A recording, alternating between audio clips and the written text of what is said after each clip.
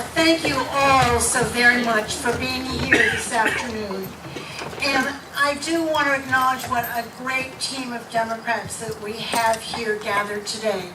Starting with Carol Shea Porter and Tim Ryan, who are standing up for the values of Democrats in Washington.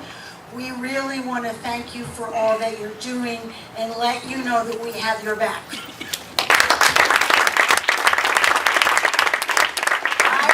Honor and the privilege of serving with Senator Hassan when she was the senator in the Senate for 6 years. In fact, Maggie and I shared an office, a very tiny office together for 2 years, and we still stayed friends. And she is really one remarkable woman. And we are so truly lucky to have her in the corner office.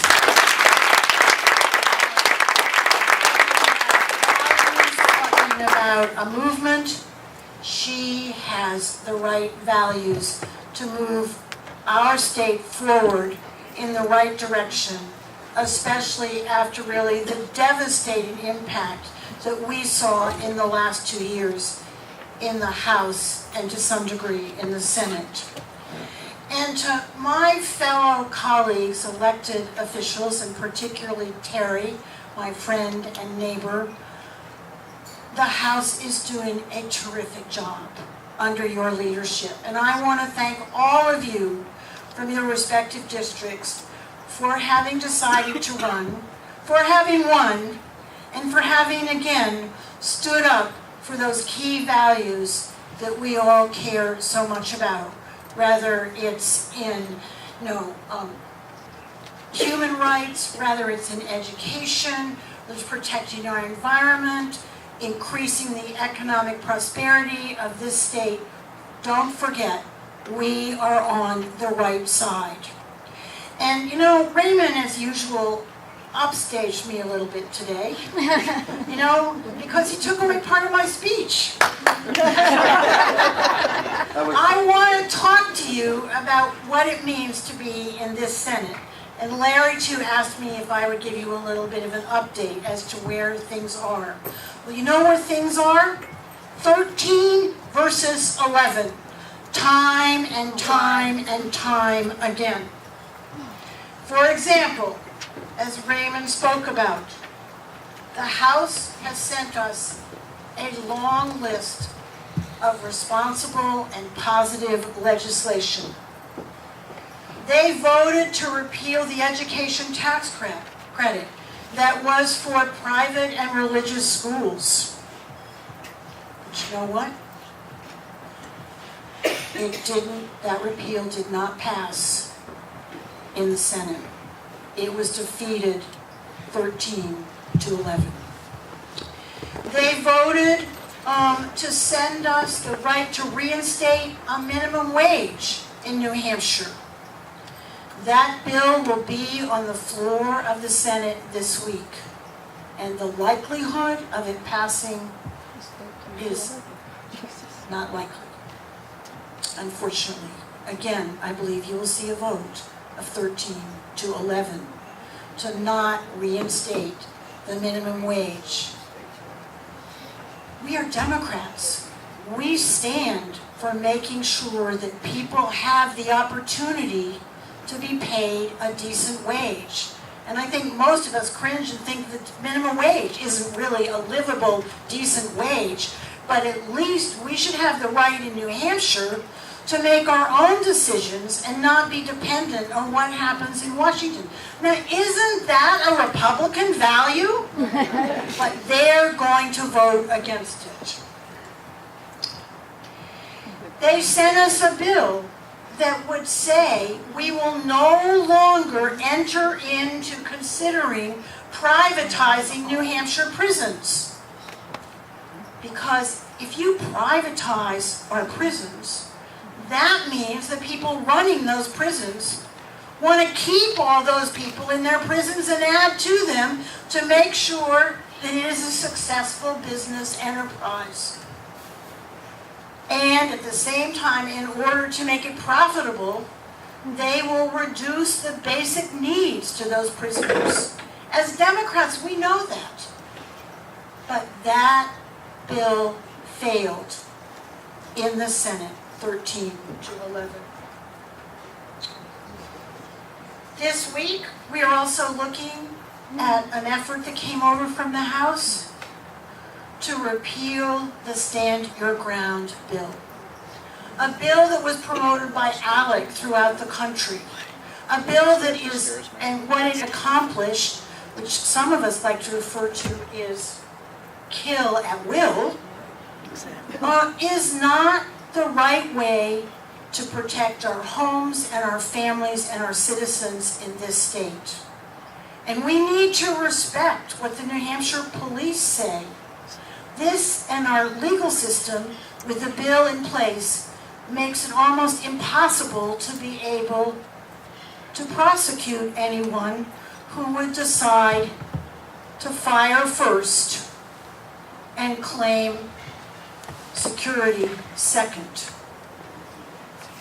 I think it is highly unlikely that that bill will pass in the Senate. So I want to thank the House members for standing up for what they believe and working hard to make this a better state for everyone. We have been able to come together on a few economic bills to strengthen the state, both Republicans and Democrats from the House and the Senate, thanks to the leadership again of our governor, and that was to increase the business investment tax credit. That's going to be of enormous help.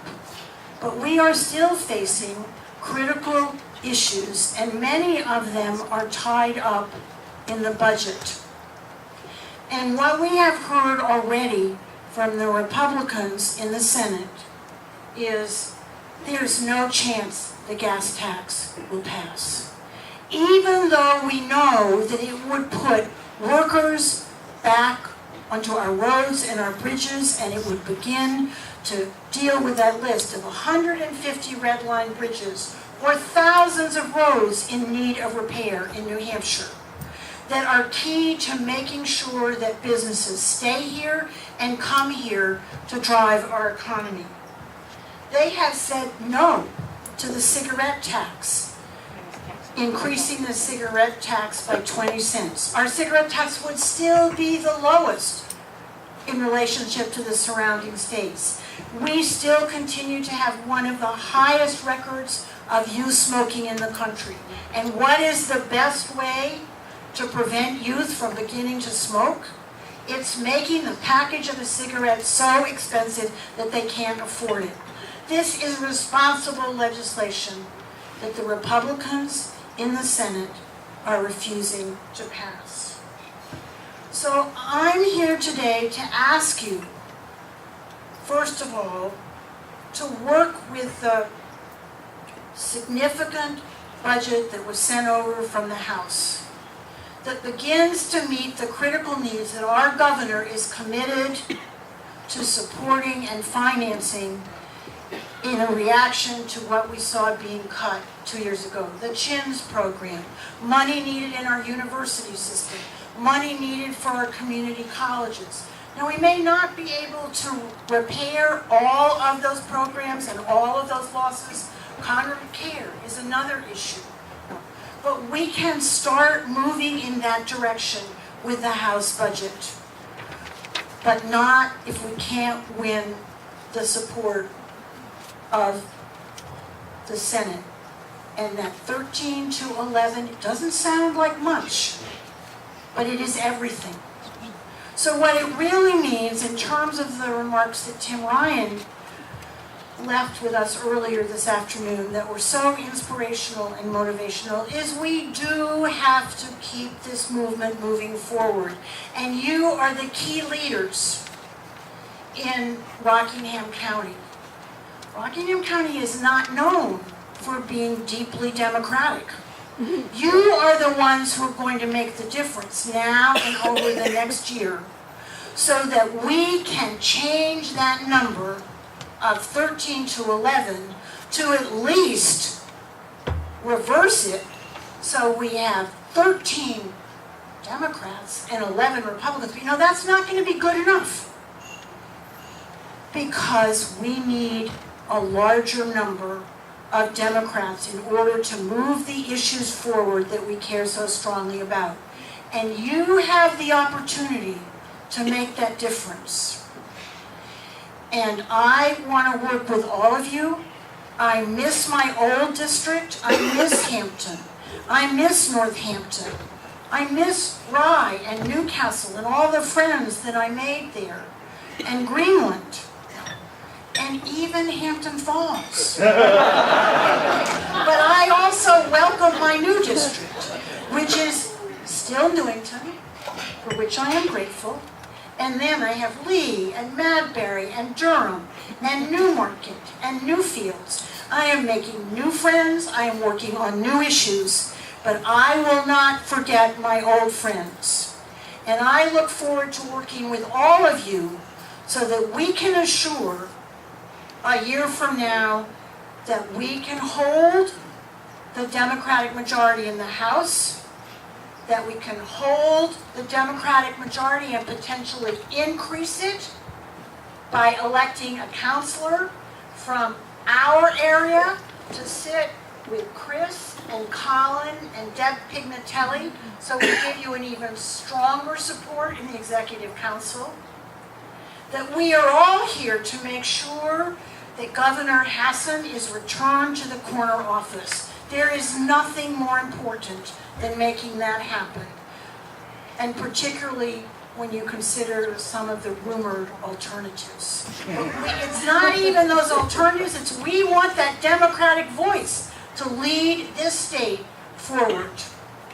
So thank you all for being here today, and I hope that you will continue with the passion and commitment that you've exhibited in the past, and that you will grow that base. And one of the best ways to do that is to start letter writing campaigns now in favor of Carol Shea Porter, in favor of Governor Hassan, against Senator Stiles. This is what the public pays attention to. They read those letters to the editor. It is the best access that we have, and you know what? It doesn't cost a penny. So start with those letters now and don't let up between now and the election in 2014. And of course, we are going to work our hearts out for Senator Shaheen. So I hope that you will join with her on her cruise that is going to be here in Portsmouth on the 7th of June. If you haven't signed up for that, sign up for it now. That's the best way to express your early support for her very important senatorial campaign. So thank you all again.